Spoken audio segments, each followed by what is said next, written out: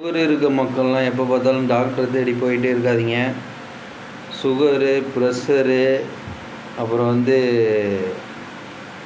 Blood சம்மந்தமான வியாதிகள், அப்புறம் லோ ப்ரெஷரு. சில மனிதர்களுக்கு ப்ரெஷர் அதிகமாகி போய் எப்போ பார்த்தாலும் ஒரே டென்ஷனாகவே இருப்பாங்க. அது எதனால் டென்ஷனாகவே இருக்கிறாங்கன்னா, அந்த ரத்தம் பயங்கரமாக அழுத்தம் கொடுத்து போய் ஒரே டென்ஷனாகவே இருப்பாங்க. யாரை பார்த்தாலும் முறைச்சிக்கிட்டே இருப்பாங்க. அதே மாதிரி ப்ரெஷருக்கு இப்போ நான் சொல்கிற மருந்தை நீங்கள் பயன்படுத்துனீங்கன்னா உங்களுக்கு இந்த ப்ரெஷர் சுகரே வராது. சுகர் சுத்தமாகவே இருக்காது உடம்புல. கண்டதெல்லாம் சொல்லிக்கிட்டு பயன்படுத்தாதீங்க. அதாவது வெறும் நெல்லிக்காய் இந்த தகவல் நான் நிறைய தடவை சொல்லியிருக்கேன், திரும்பவும் சொல்கிறேன். ஏன் சொல்கிறேன்னா, நிறையா பேர் பெண்கள், ஆண்கள், நிறையா மக்கள் பார்த்திங்கன்னா உடம்பு ஆள் நல்லா ஹைட்டு நல்ல உடம்போடு இருக்காங்க. ஆனால் அவங்களுக்கு காலை எடுக்கிறாங்க. அதை பார்க்கும்போது ரொம்ப கொடுமையாகவும் வேதனையாகவும் இருக்குது. அதுக்காக தான் நான் அந்த தகவல் கொடுக்குறேன்.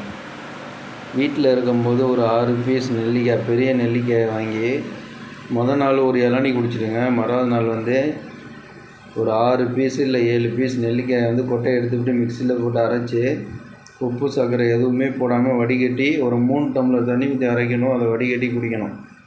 அதை குடிச்சிட்டு அதுக்கப்புறமா வீட்டிலே இருக்கணும். அன்றைக்கி ஒரு 10 நிமிஷம் கழித்து வயிறு ரொம்ப வெறும் பச்சை தண்ணி குடிக்கணும். அதை குடிச்சிட்டிங்கன்னா வயிறு கலக்கும்.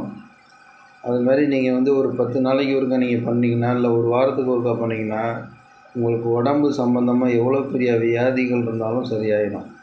இது நிறையா யாருக்குமே தெரியாது. நான் சொல்கிறேன், எல்லாம் பயன்படுத்திக்கங்க. இந்த சுகர் இருக்கிறவங்க மெயினாக பயன்படுத்துங்க. வேறு மருந்தே கிடையாது. நிறைய பேர் காலையே எடுக்கிறாங்க. அதுக்காக தான் நான் அந்த தகவல் கொடுக்குறேன்.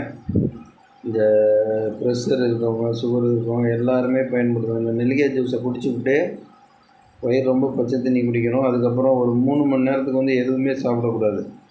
தண்ணி வேணால் பச்சை தண்ணி குடிச்சிக்கிட்டே இருங்க, வயிற்றை கலக்கிக்கிட்டே இருக்கும்.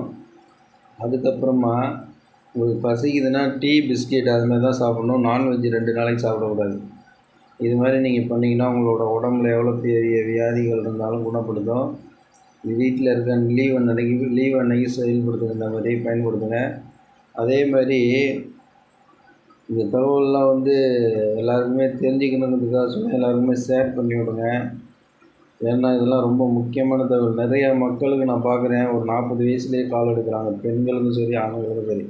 இதெல்லாம் தெரியும். கண்டதெல்லாம் மேய வேண்டியது. அதாவது ஆடு, மாடு, கோழி, கொஞ்சின்னு எதை விடுறதில்ல, எதையுமே விடுறதில்ல, எல்லாத்தையுமே மேய வேண்டியது. அப்புறம் லாஸ்ட்டில் ப்ரெஷர், சுகர் இது மாதிரி கை காலையே எடுக்கிற அளவுக்கு நடந்துக்கிட்டு இருக்கு. அதுக்கு தான் இந்த தகவல் கொடுக்குறேன். இது எல்லாருக்குமே ஷேர் பண்ணிவிடுங்க. மெயின் இந்த சுகர், ப்ரெஷர் இருக்கிறவங்க இந்த நெல்லிக்காய் ஜூஸ் நீங்கள் பயன்படுத்தினீங்கன்னா உங்களோட உடம்புல இருந்த அந்த ரத்த அழுத்தத்தை குறைச்சி. இன்னொரு தகவல், இந்த நெல்லிக்காய் ஜூஸ் குடிக்கிறது ஹார்ட் அட்டாக்குக்கும் நல்லது. இந்த ஹார்ட் அட்டாக் எதனால் வருதுன்னா, ரத்த அழுத்தத்தினால தான் ஹார்ட் அட்டாக் வரும். அதே மாதிரி ஒரு 35 வயசுக்கு மேலே உள்ளவங்களாம் சாப்பாடு குறைக்கணும். ஒரு நாளைக்கு ஒரு நேரம் தான் சாப்பிடணும், இல்லை 2 நேரம் தான் சாப்பிடணும். ஆடு மாடு மாதிரி மேய்ஞ்சிக்கிட்டே இருக்கக்கூடாது. நிறையா மக்களுக்கு ஹார்ட் அட்டாக் வர்றதுக்கான காரணமே 3 நேரம் சாப்பிட்றது தான். 35 வயசுக்கு மேலே உள்ளவங்க ஒரு நேரம் இல்லை 2 நேரம் தான் சாப்பிடணும்.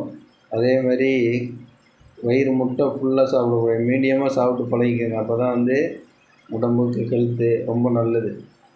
நிறைய மக்கள் சாப்பிட்டுக்கிட்டே இருப்பாங்க. அது மாதிரி சாப்பிட்டுக்கிட்டே இருக்கிறதுனால பலவிதமான வியாதிகள் வரும்.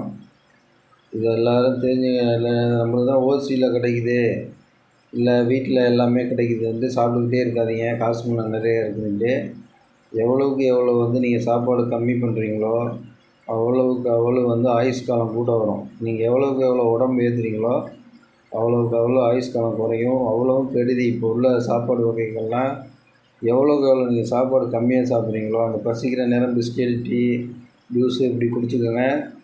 இந்த சாப்பாடு 3 நேரம் 35 வயசுக்கு மேலே இருந்தால் சாப்பாடு 3 நேரம் சாப்பிடாதீங்க. இது ரொம்ப முக்கியமான தகவல். எல்லோரும் ஷேர் பண்ணுவீங்க.